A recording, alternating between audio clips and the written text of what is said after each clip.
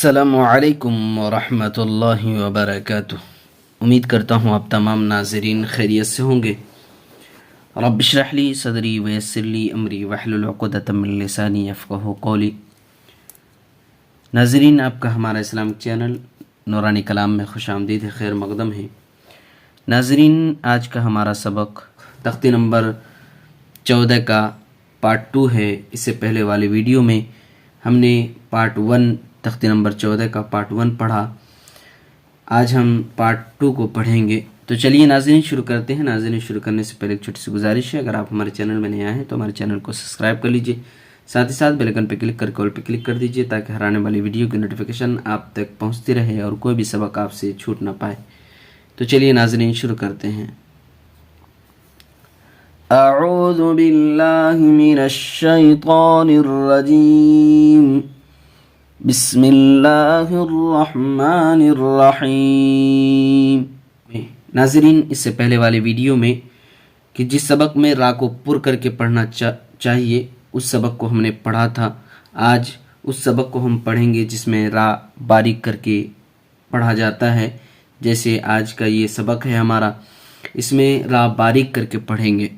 ہم نے قاعدہ پڑھا تھا کہ را ساکن سے پہلے زبر پیش ہو تو پر ہوتی ہیں، اور اگر را ساکن سے پہلے زیر ہو تو را باریک ہوتی ہیں، یا پھر را پر زبر پیش ہو تو پر ہوتی ہیں، زیر ہو تو باریک ہوتی ہیں۔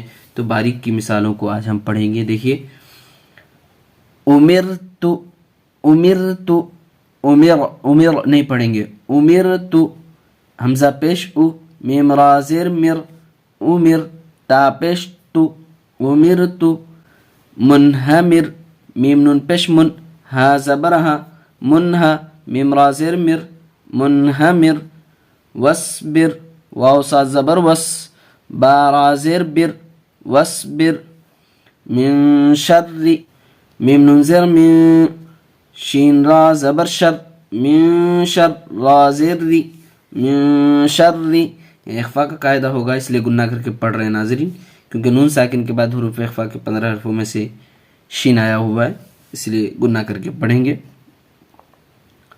بری، بارا زبر بر، را زیر ری، بری، بری، بارا زیر بر، را زیر ری، بری، دریون، دال را پیش در، را یا زیر ری، دری، یا دو پیش یون، دریون،